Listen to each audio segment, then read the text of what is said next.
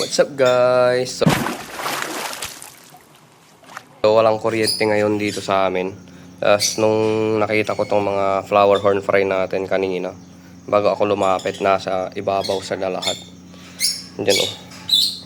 Baka siguro nagkukulang na ng oxygen dito sa bandang ilalim. Pero nung lumapit naman ako, nagsibabaan naman sila. Pero kanina nandyan sila lahat sa may surface ng water na. So hanggang mamayang hapon pa yung walang kuryente. So, kailangan nating sipon na lang natin yung para mabawasan yung dumi at madagdagan yung oxygen nila guys pag change water tayo mga 20% siguro para at least magkaroon sila ng madagdagan yung oxygen nila. So tara guys.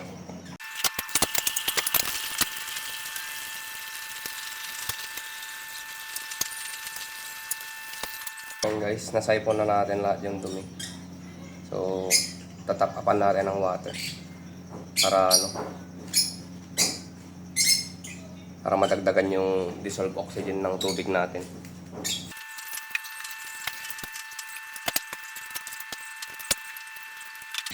Yan. So, nakapag-top up na tayo ng water guys.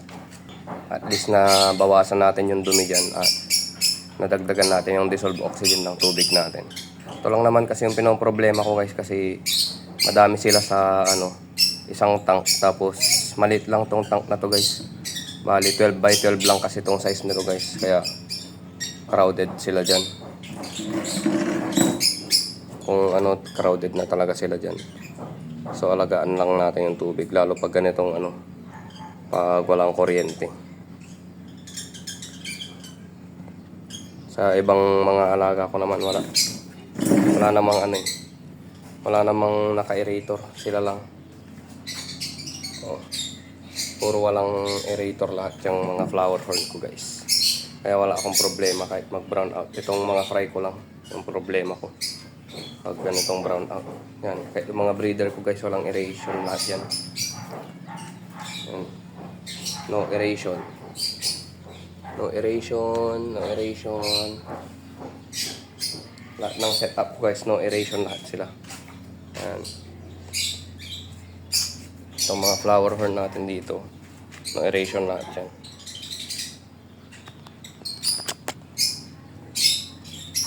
Lahat ng isda natin dito guys, sanay silang walang aeration. Yan o. Walang aeration yung mga setup natin. At dito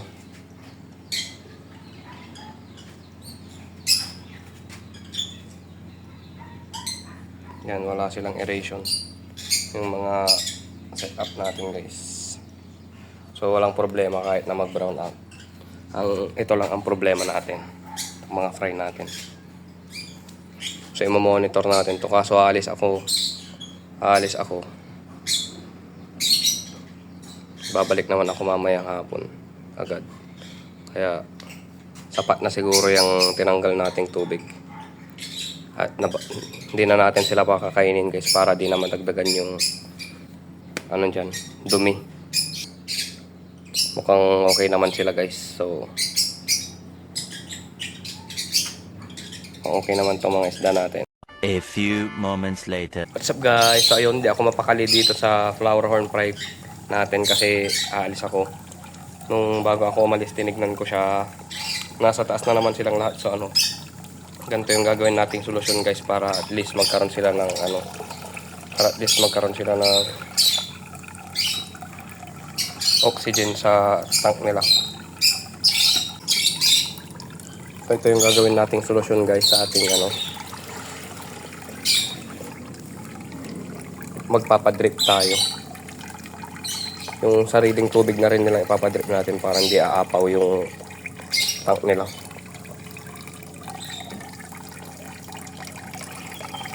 Ayan guys.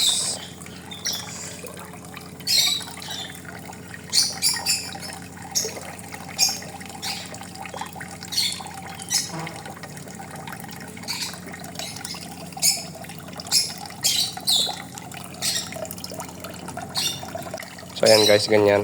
Pero ito hinaan natin ng konti para ano, umabot pa siya hanggang mamaya. Ayan. Tapos pupunuin na natin to para abot siya hanggang mamayang hapon. Para at least magkaroon ng surface agitation yung tank natin. Magkakaroon ng gas exchange yung tank natin. At magkakaroon sila ng oxygen dyan sa water nila. So ganito lang yung ginagawa kong ano guys, remedyo pag mga ganitong walang kuryente.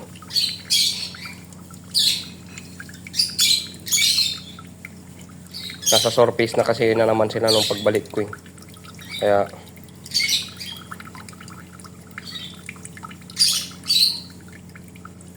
ayan. Ganyan lang yung gagawin natin guys. Para ano, at least magkaroon sila ng oxygenation dyan sa tank nila. 6.5 hours later. What's up guys? So yun, so far so good. Wala namang na deads dito sa mga flower horn fry natin hanggang sa bumalik yung kuryente nila. Tinanggal ko na yung ano, yung pinagdidrip natin.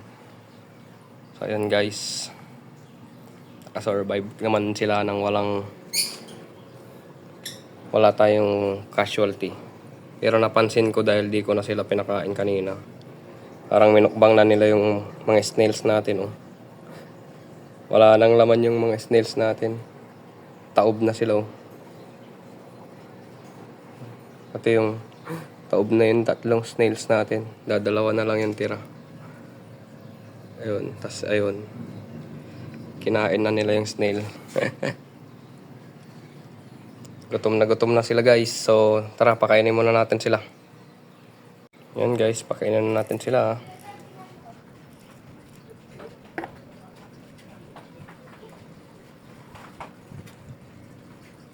Baka maipit ko kayo.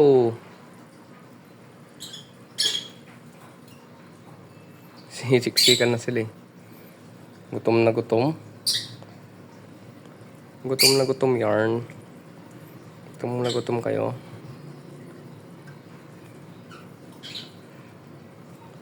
Parang second feeding ko lang kasi sa kanilang araw ngayon.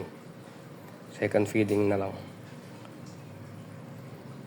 Dahil hindi natin sila pinakain kanina dahil may pinuntahan tayo at walang kuryente.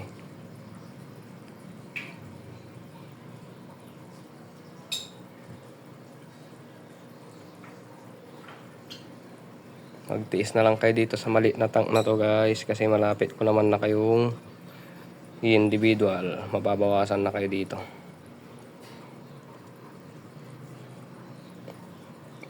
Mag-individual na tayo guys.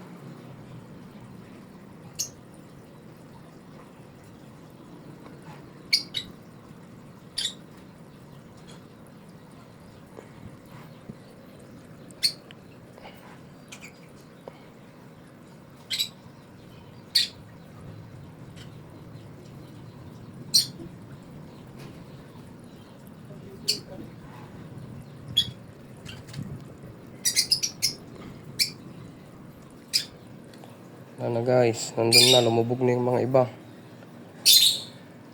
Bilis-bilis niyong kumain eh. Yan. Ubagin nyo na.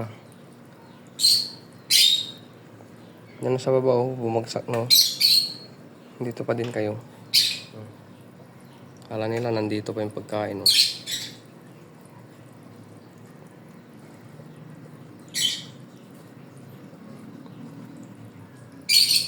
So, paano guys, hanggang dito na lang yung video natin. See you on my next video. Thanks for watching!